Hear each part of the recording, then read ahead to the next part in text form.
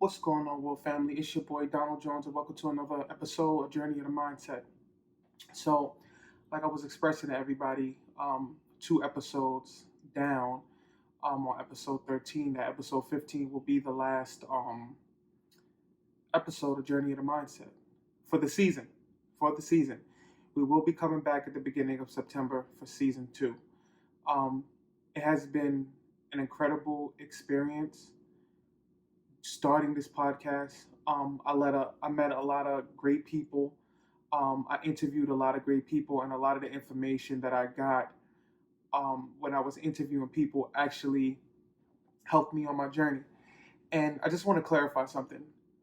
Your journey is always ongoing.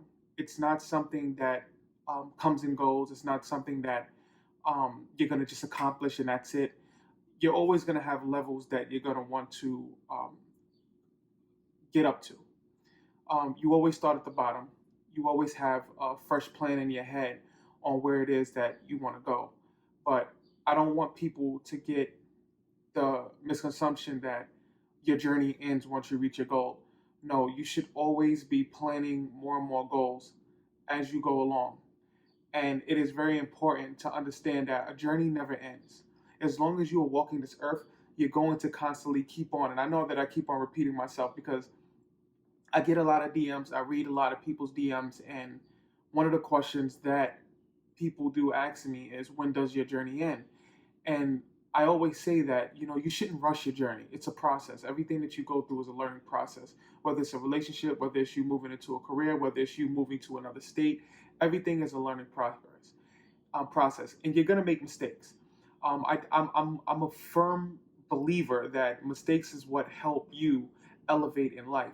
With me, I always fumble around my words when it comes down to podcasting. I'm always fumbling around my words when I'm making videos on moving past goal. But I realized and I became comfortable with who I am. I'm gonna make mistakes. People are going to see those mistakes. What's important is for people to see the change, the shift, the elevation in what it is that you're doing. And also, you're not doing it for other people. You're doing it for yourself. So I hope that these 15 episodes, for the people that's been listening to the podcast, I hope that it's helped you in some type of way on your journey. And what I learned from my guests is that struggle is always going to be there. It's how you deal with the struggle in the midst of time. You have to start making choices in your life that are going to be difficult. That's one of the things that I've said over and over again since I started this podcast is making decisions in your life that are going to be very, very difficult. That means that your circle of support has to be that support system that you really know that you need there in your life. That means that you putting in your head and having in your mind like, okay, this is where I want to be in this certain amount of time. That means you putting in the work that needs to be put in for you to get to your goal. You can't half-ass it. When you're working towards your goal and when you're working towards your dream, you can't half-ass it. You have to be that type of person that's willing to wake up early in the morning before your family gets up or before you got to go to work and go do the things that you have to do to work towards your dream. Don't just sit there and lay in bed and say, hey, you know what, I'm going to give it another day. I'm going to start next week. You can't do that. That's not you dedicating yourself to your cause. And a lot of us puts a lot of energy, excuse me, put a lot of energy into other people, and we don't put that same energy within ourselves. So I want to go through a few things with you. On my first episode, I interviewed a gentleman, which is a mentor of mine, named Sherman Brown. Sherman Brown is a speaker, he's an entrepreneur, and he's a CEO and founder of Aim High Empowerment Institute. And one of the things that he spoke about on the podcast was people coming into your life and just withdrawing, and not making a deposit. So what does that mean? That means that you have people in your life that are just draining you, that are not conducive, are not providing any type of value towards your life. And the hardest decisions that we make, and I know that this is repetitive because I've said this in other podcasts, the hardest decisions that we have to make are letting people go. And you don't necessarily have to let people go on bad terms. You don't have to just cut them off. You don't have to start an argument with them and tell them, hey, you know what, you don't want them in your life no more. You don't have to do that. They can still be there, but they're just not the focus and your main priority anymore. You have to have that energy and that strength within you to say that where I'm trying to go, that person is not ready. And because they're not ready, I'm going to sit them at the back of the bus while I continue driving. And when I have time to cater towards their need, or I have time to spend time with them, then I'll do so. But at the moment, I have to continue driving my bus on my journey. And it's a very, very hard decision. Listen, nobody should be coming into your house, to your life, and not bringing value. Nobody should be in your life right now that's not making you happy, that's not pushing you towards your dream. If not, really think about what is the sense of them being there? What is the sense of a person being there that's just constantly withdrawing, withdrawing, withdrawing, and they're not making any deposits in your life? What like we have to really get smart. We have to really get smart and say to ourselves, when does it end?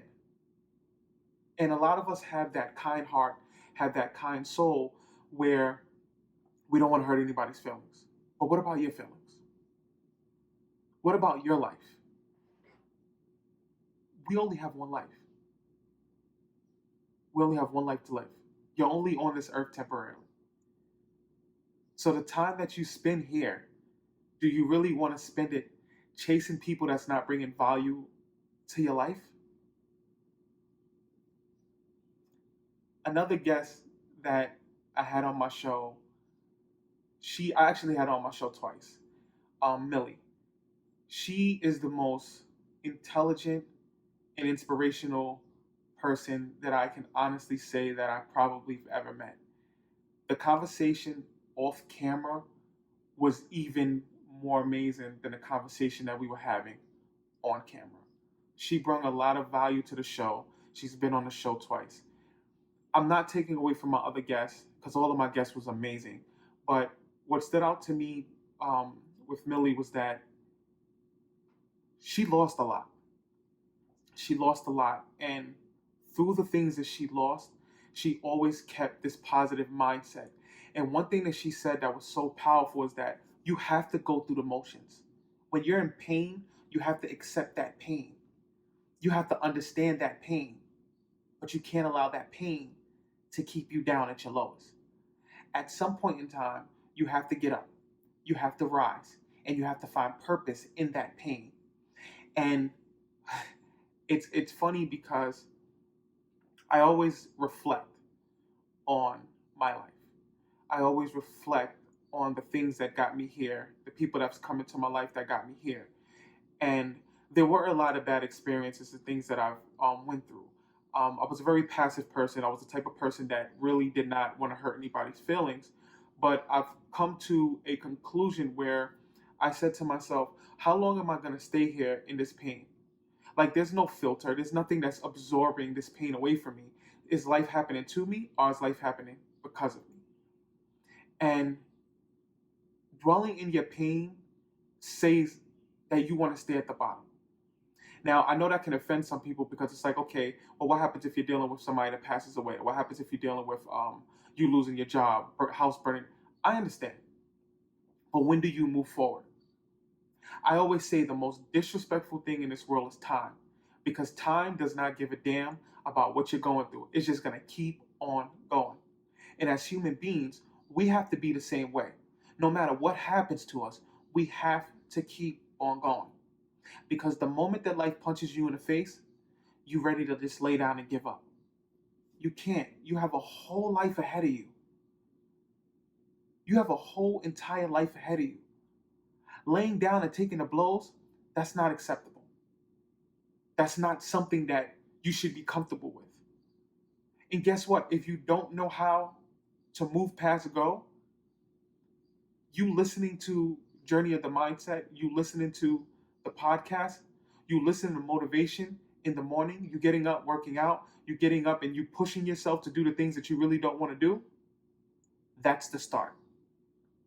That's the start to you saying, I'm no longer going to allow life to beat me up anymore. I'm no longer going to lay down and get beat up anymore. I'm going to get my ass up and I'm going to push forward. And it's going to be hard. There's nothing easy going to be about. I'm telling you right, there's nothing easy going to be about you getting up and pushing forward. It's called gravity. If you jump up in the air, you go back down. If you have to get to the top floor and it's 100 floors that you got to get to, you're going to have to walk those stairs. There's no elevator. You're going to be out of breath. You're going to be tired. But the goal is to get to the 100th floor. And you're going to have to do everything in your power to try to get the air that you need and to push past the pain that your legs are feeling to walk up those 100 flights of stairs to get to where it is that you're trying to get to. And that's what I learned from Millie. You cannot just sit there and allow life to beat you up. Another guest that I had on, Meredith. Meredith, and I'm not telling you guys the episode. So if you didn't listen to the podcast and you're hearing these names, go back, research, and look it up yourself. Because one thing about me is I really feel like I bring a lot of value to what it is that I'm trying to do. And I'm not about babying my followers. I don't, that's one thing I don't want to do is I don't want to baby my followers because I don't want to become an enabler. So I feel like if you are really serious about your journey, then you'll do the work, you'll do the research to find the things that can actually help you in life. But Meredith, she was a very, very interesting interview because I knew Meredith. Meredith and I actually met during a very, very difficult time for me. And one thing that she said during the podcast, she said, hey, do you mind if I share this? And I said, yeah, you can share whatever it is. She said, I don't know if you remember, but you had called me up one time and you were dark, man. Like you were just like really just fed up with life and you were like, tired and you were hurting and you were in pain. And that's how crazy that the mind actually works, because I didn't even remember that conversation that I had with her. I didn't even remember me calling her up until she mentioned it during the podcast. And sometimes we're not in our right state of mind. So you have the conscious and you have the unconscious. And a lot of the things that surfaces in our conscious comes from our unconscious. So a lot of times we're dwelling on things and we're hurt by things and we lock it away in this unconscious vault of ours. And then sometimes it decides to open itself up and it decides to peek its head through and say, hey, I'm here, remember me? And it brings you back down. And Meredith spoke about her addiction. She spoke about dying in her living room, on her living room floor, in front of her husband and her child, and waking up in the hospital. Her heart stopped. And then she said, something different has to happen.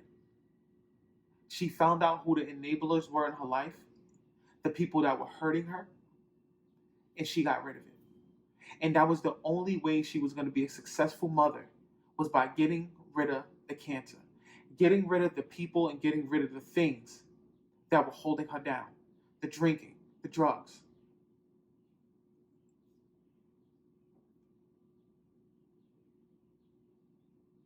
Life is struggle. Life is pain.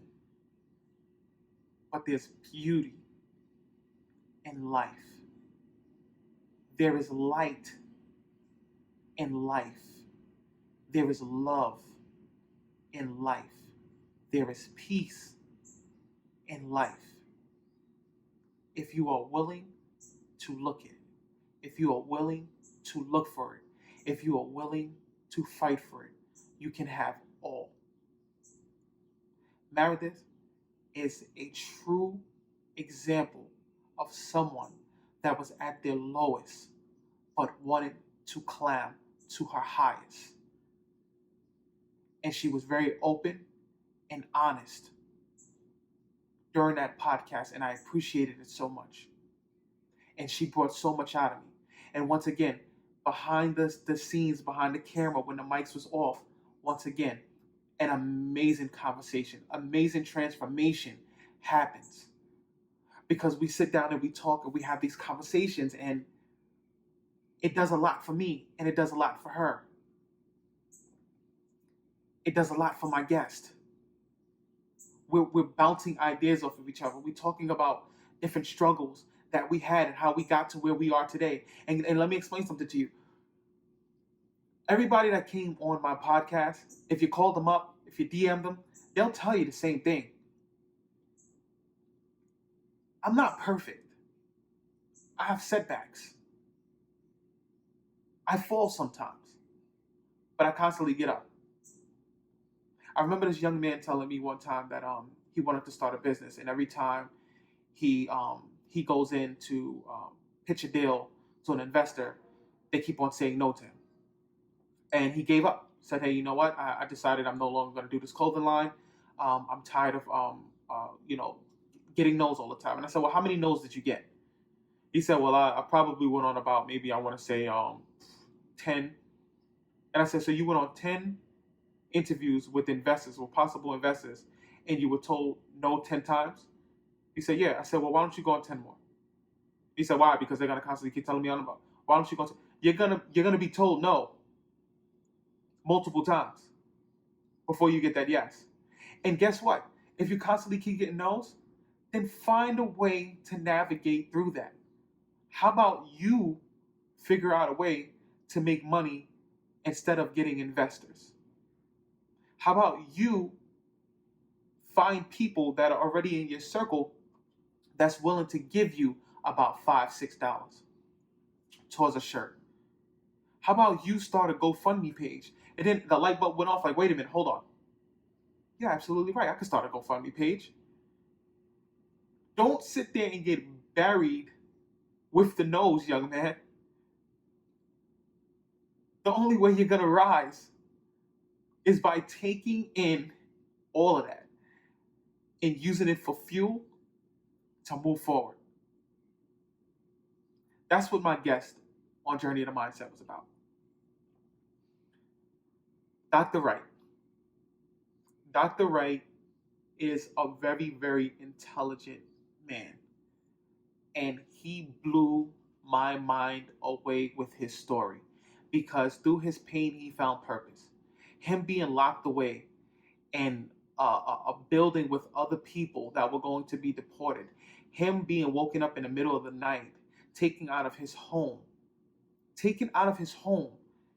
in front of his family with uncertainty of where he's going, thrown in a cage pretty much, and not knowing whether or not he was going to be deported and taken away from his family forever. That man did not stand there and sit there and let life beat him up. He found purpose. He got up and he started interviewing other people that were possibly going to be deported. And the people that was running, I want to say the prison, I guess, at the time, they weren't happy about that. And it made his life difficult. But he didn't give up. Extraordinary story. He elevated himself so much. He talks about how he had a speech impediment. He had a lisp. He stuttered, excuse me, it wasn't a lisp, it was stuttering. And how he overcame that. Very strong brother. If I was you, I would definitely find the podcast and I would go back to it. Very, very, very strong interview. And one thing that I learned about Dr. Wright is that there's purpose in everything. There's purpose in everything you do. Even when you fail, there's purpose. There's always a lesson in something. There's always something that's trying to teach you something. But will the brain allow it? Will the way you think allow it? And that's one thing I always tell people is that the way you think is going to be the way you're going to interpret things. I was having this conversation the other day about the Bible. And a gentleman expressed how he felt about Jesus and something that Jesus did in the Bible. And another brother kind of rebutted and spoke about the same scripture and how he felt about what Jesus did in it. And one of the things that came to mind, and I said to both of the brothers, I said, I think sometimes that the Bible, and it's not going to sit well with some people, I think that sometimes with the Bible, we interpret scriptures in the Bible based off of our life experiences. And sometimes when we go through things in life, we can't see certain things in front of us that are beneficial to us because it's based off our interpretation. So, like the people that, so I'll give you another example. People that don't have money, right? When they get their income tax check. So they went through this whole year struggling to pay bills, struggling to make ends meet, to feed their family. But when they get the income tax check, they're buying all of the things that they've always wanted throughout the years.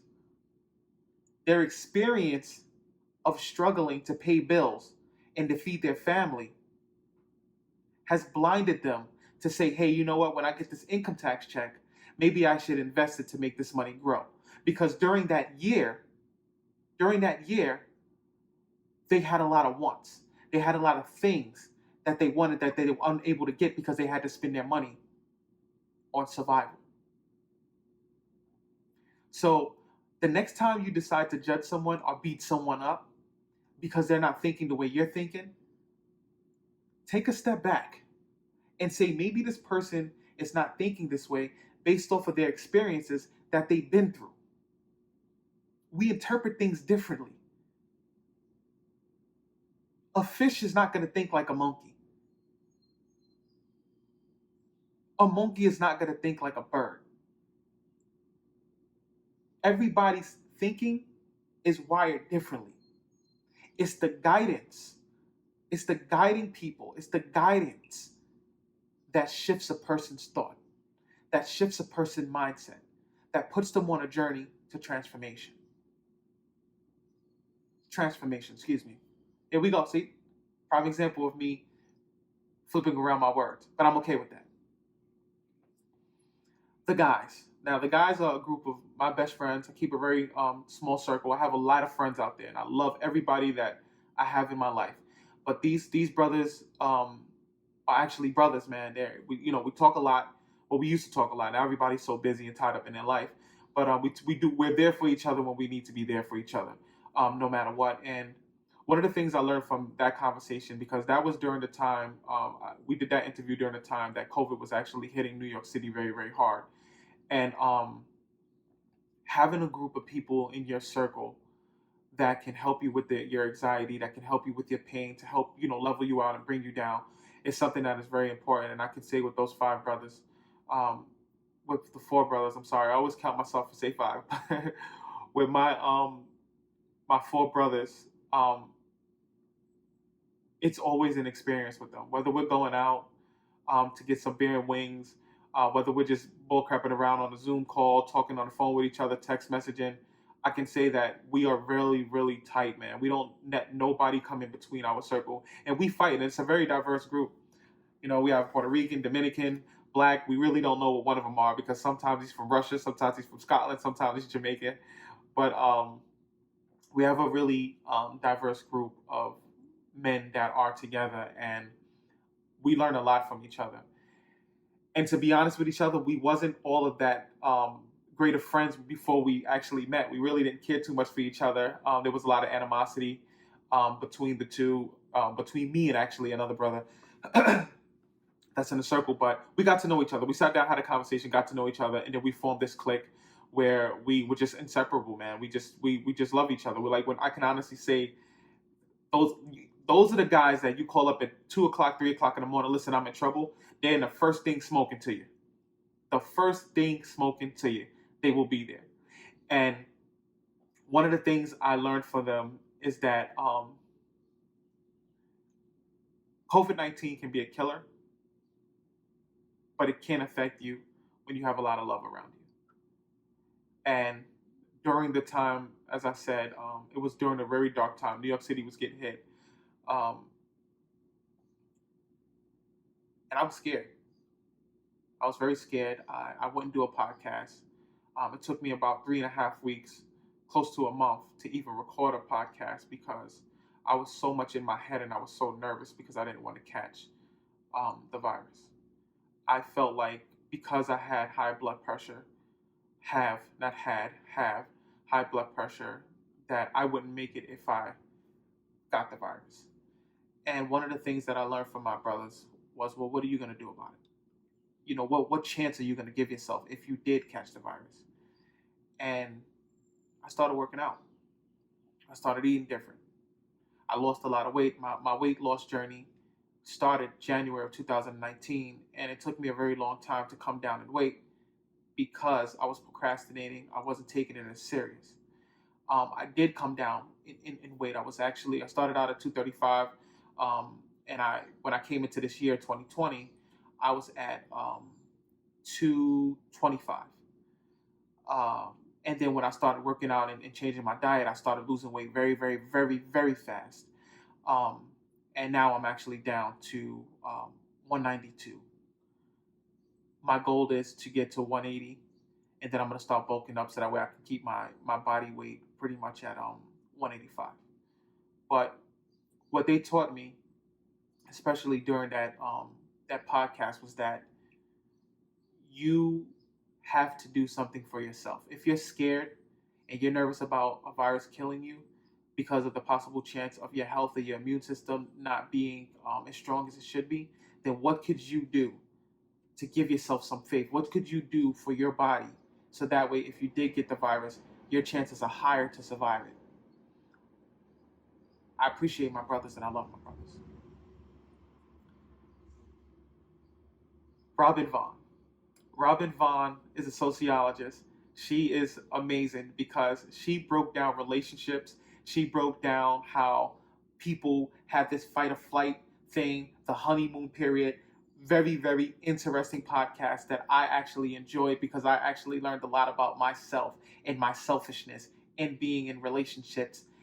You can't have expectations for people. When you put expectations on people, you're going to be disappointed. Your expectations does not have to be met by other people.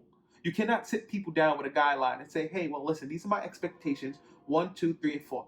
I was always guilty of that in a relationship. I felt like a lot of partners that I had, I put a lot of pressure on because I wanted to feel like we were always making progress. Sometimes people aren't at the level that you're at, and sometimes you're not at the level as the people that you were with.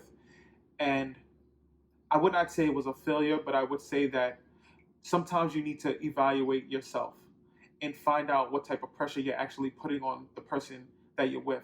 One thing about a relationship that I learned, and I learned it from Robin, is that when you're in a relationship with somebody, they should be helping you to elevate yourself. You guys should be pushing each other, not her helping you to elevate yourself and him hurting her, or vice versa. It should be both of you guys sitting down with a plan, understanding each other, and helping each other move to the next level. So sometimes I'll get on Instagram and I'm looking at people that I know and I'm looking at couples and I see how their background looks and I'm like, wow, their house is beautiful, their apartment is beautiful, wow. And I know sometimes people just post the best of them and there's probably problems and whatever the case may be, but something in that relationship got them the things that they have. Something in a relationship got them to that point where they're actually getting married. Something in that relationship got them to having a family, to creating a family together. And I personally believe that when two people are together and they're able to come up with this understanding like, babe, this is where we're both trying to go. This is where I'm trying to go. Can you help me with it? Yeah, babe, I can. Babe, I'm also trying to get to this level. Can you help me with it? Boom. There we go. Togetherness. And both of you guys are rising together. So that's something that I learned from Robin Vaughn. Very, very, very deep episode. Very good episode. And she gave a lot of insight on relationships and just being together with someone and starting the relationship, the honeymoon period too. Because the whole 6-month thing is beautiful. The moment you make somebody mad, that's when you see who they really are. The first 6 months of a relationship is beautiful. But the moment there's a disagreement, that's when you will see who a person really is. Dan and Dre. Beautiful episode. Positive energy. I learned so much. You have to put positive energy into everything that you do. You have to work so hard and stay positive and stay fun and stay optimistic and just stay logical. Everything. You have to have that positive energy. See the world beyond the world. Think bigger than you. Get that tunnel vision. Know where you're trying to go, but keep that positive energy because that is the only way you are going to reach your goal. That interview had so much energy into it. We stayed on the phone. We stayed on the Zoom call, excuse me, for an hour after that, just talking. I even had to do a bonus feature on YouTube because it was just such a powerful interview. I would definitely check that out. Definitely check that out because it was just amazing. I'm not taking away from any of my guests. All of my guests that came onto my show was magnificent. I had got so much value, and I'm pretty sure that my listeners and my followers also got value from the conversation. It was just an amazing experience to really make my dream come true with the podcast. I knew from day one what it was that I was trying to do. I knew from day one where it was that I was trying to go with the podcast. Shifted a little bit. It shifted a little bit, but I feel like the main objective and the information that I wanted the world to get was executed perfectly. So I want to address a few things to people that are starting their journey or that are on their journey. And it's called getting started. So when you're starting a journey or when you're working towards a goal, don't just say it in your head. Don't say it in your head. It's very important. I don't have my journal around for the ones that's gonna watch this on YouTube. Um, I journal and I jot down my plans. I use this app called Canvas and I actually put together a plan that's phase by phase and what I'm gonna do to reach my goal. My goal is to have 143 Speaks Foundation, which I want to help the world. I want to help communities. I want to educate community on finances. I want to educate communities on health. I want to make sure that communities know about the services that are out there, connecting services together. I want to be able to get things from people in the community, donate things to people in the community, just to help out because life is hard. Life is hard, and sometimes we need that help. We need that extra help, and we need that holding hand. It's okay to hold somebody's hand sometimes. It's not okay for you to be an enabler. If a person can walk, they can walk right beside you. You don't have to carry them all the time. But I believe that communities struggle, and when I'm talking about communities, I'm talking about low income minority communities, low income white communities, low income black communities. I want to help out as many people out there that I possibly can. My mother, as a single mother, struggled. I seen my mother cry. She may not know this, but I seen my mother cry. I used to listen through her door when she would come home from work, tired, crying. I would listen through her room door when she would be on the conversations, having conversations with her family members because she's tired. I want to be that light for people. I really want, because I believe in people. I believe that people can actually reach their highest potential. I really honestly believe that a person that comes from a place where they didn't have the finances that they needed, that was struggling eating, I really believe that they can actually sit up in a skyscraping building overlooking the water, having this beautiful apartment with good credit and having a good job. And I know that because I have these conversations all the time. Well, some people are just lazy and they don't want to do anything. Is it really lazy? Is it really lazy, or is it really, I just don't know? I've come from a generation, or I come from a family that didn't expose me to these type of opportunities. I really don't think that. I mean, you know what? Hey, maybe there are people out there that say, hey, you know what? I just rather just live off the system. I don't want to do anything. Maybe. But somewhere in the back of their mind, in their heart, I really just, maybe I'm being naive and ignorant towards the thought, but I just don't see how a person would just rather live off the system and not want to thrive and not want better for themselves. And that's my belief. And maybe that's what's driving me to want to be a positive force towards the type of communities that I want to affect in a positive way. So the first thing, like I said, is when you're working on a plan and you start your journey, write it down. Well, why are you starting your journey? You should always have that why. Why am I starting my journey? Where do I want to be at the end of my journey? What would be the next step? What would be the next goal after I accomplish my goal? Put timelines on goals. You want a weight loss journey? Okay, I want to lose 10 pounds within a month. I want to lose 10 pounds within 2 months. Okay, boom, that's your goal. Put down steps on what you're going to do. Oh, I'm going to stick to a 500 calorie a day diet. It's fine. Write it down. You cannot just have it here. Write it down. Second thing, once you write it down, put it in a place that you're going to look at every single day. Put it on the mirror, the bathroom window. What I like to do is I like to have it on my cell phone. See, being that we're in this tech savvy world now, you're going to look at your cell phone every 5 minutes, every 10 minutes, every 20 minutes. Have it on your screensaver. So that way, every single time you go into your phone, you're looking at it. And what happens, it starts to save itself in your memory bank. Third thing, sketch out time in your day to work on your dreams. You're working a job and making money for somebody else. What are you doing for you? Take the time out of your day, sketch out the time of your day that you're working on your dreams. I don't care if you have to wake up at 4 o'clock in the morning, 5 o'clock in the morning, 6 o'clock in the morning, before work, after work, in the middle of work. Make sure that you are dedicating at least 2 hours a day, 7 days a week, no breaks, a day towards your dream.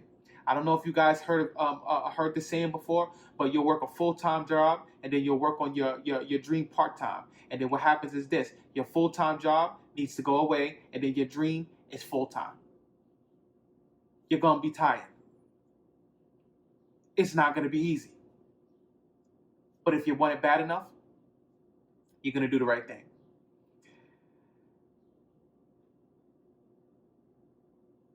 Take away expectations. And that's the thing that I was telling you guys with the young man. Don't go into business deals expecting anything. You're going in there to pitch an idea that you want somebody else to believe in. You're not convincing anybody to do anything. The only person you need to convince is yourself. Convince that your product or whatever it is that you're trying to sell to somebody is the best product on the face of this earth. You don't need to convince them. All you need to do is to introduce them. Once you introduce them to whatever it is that you're trying to do, then you leave it up to them to try to figure out whether or not they want to be a part of that journey or not. But don't go into places with expectations. It's the same thing with relationships. Stop with all the expectations. People cannot beat people's expectations. They'll come close to it, but it will never be 100%. You will constantly be disappointed. Constantly. So stop with the expectations. It'll make life a lot easier for you, especially during your journey. Be willing to lose. Accept the fact that you are going to lose sometimes. Everybody wants to be a winner, no problem. But when you want to be the winner all the time, you don't prepare for the losses. And that when you don't prepare for the losses, that's when it knocks you back 20 steps back when you made 30 steps forward. Be prepared to lose. As bad as it sounds, as scary as it sounds, I'm supposed to be motivating you. Understand that you're going to get a lot of no's. Understand that sometimes your plan and your thoughts are going to fail. But the only thing that you can do is keep on moving forward. But always be prepared to lose. We're coming to the end of the podcast. And I want to address a few of the DMs. I actually have it written down. That's why I keep looking over there, because I have stuff written down back there on a wall.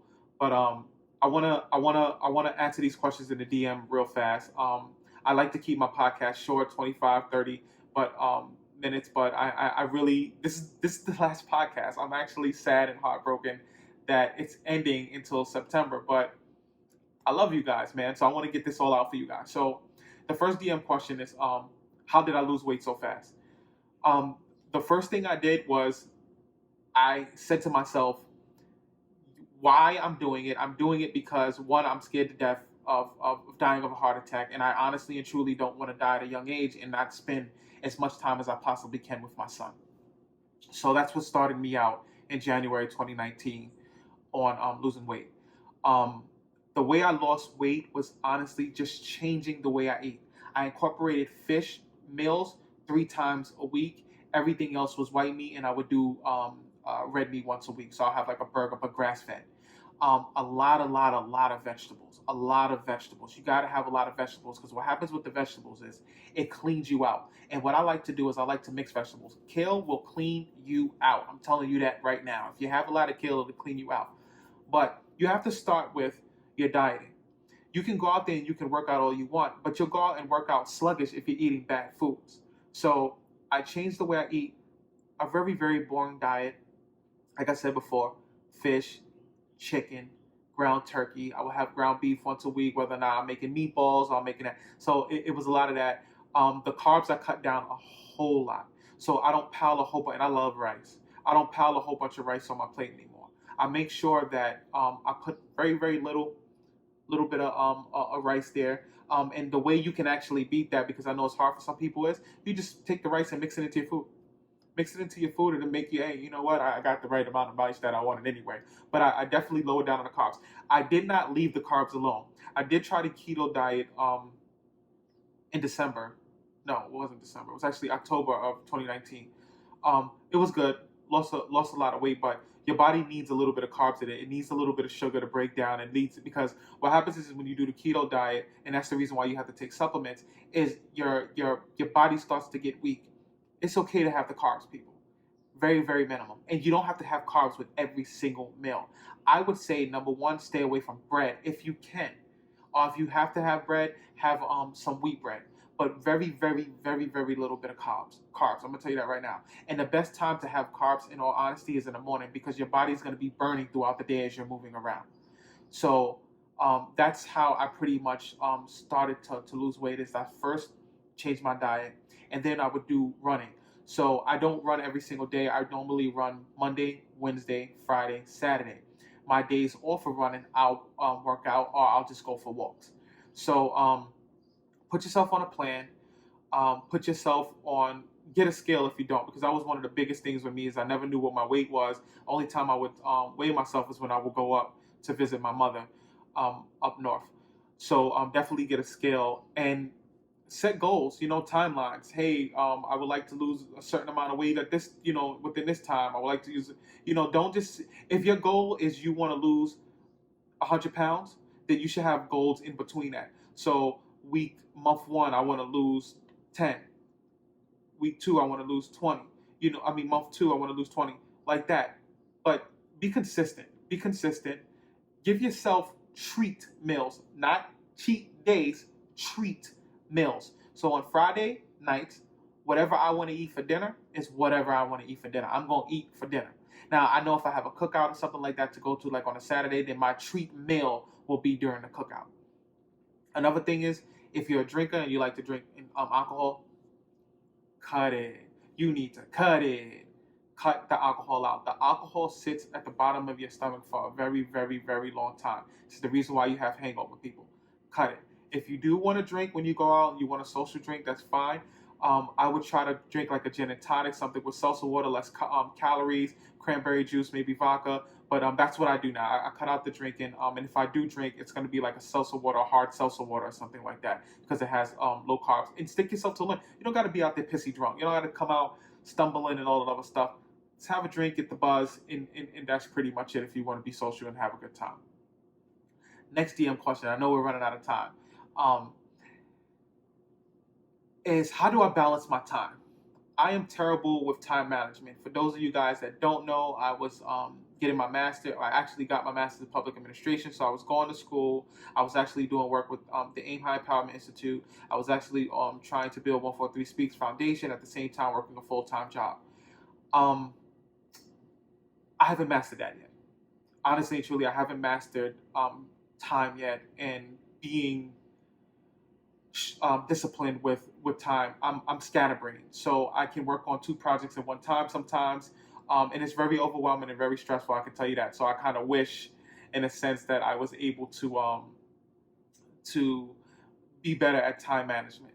So I'm not gonna sit here and lie to you and tell you I mastered that. I'm still working on it. Another question that I have up there that I see in my DM is let me see here. Why did I get my master's in public administration?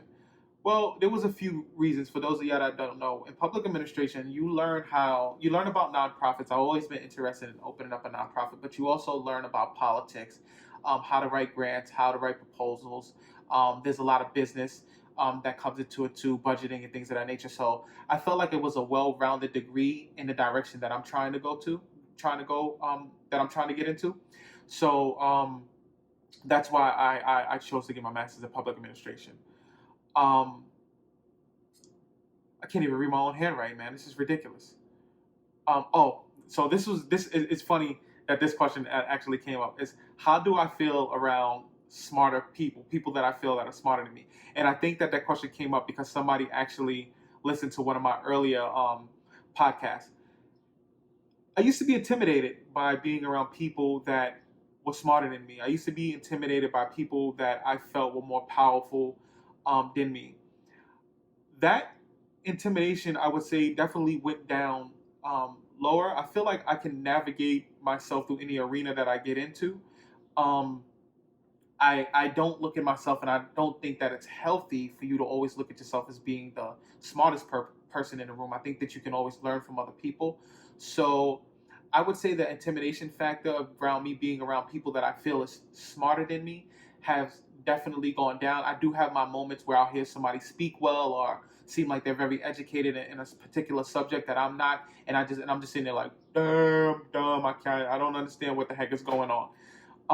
But one thing I can tell you about that is that you can master anything that you want as long as you are willing to research the information and study the information.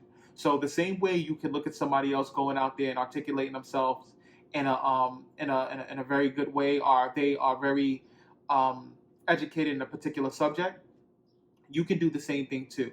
You just have to do the research, study it, and learn the language. And I guarantee you, the intimidation that you're feeling when you're around people that are supposed to be so-called smarter than you, you'll be able to sit down and have regular conversations with them, and you won't feel so intimidated. Intimidated. Last question. What? What is it? Wait, what? Oh, okay. How do you know when you're making progress? The way you know that you're making progress is when you're starting to check off those boxes on the goals that you've written down. Okay, check one, this is done. Check two, this is done.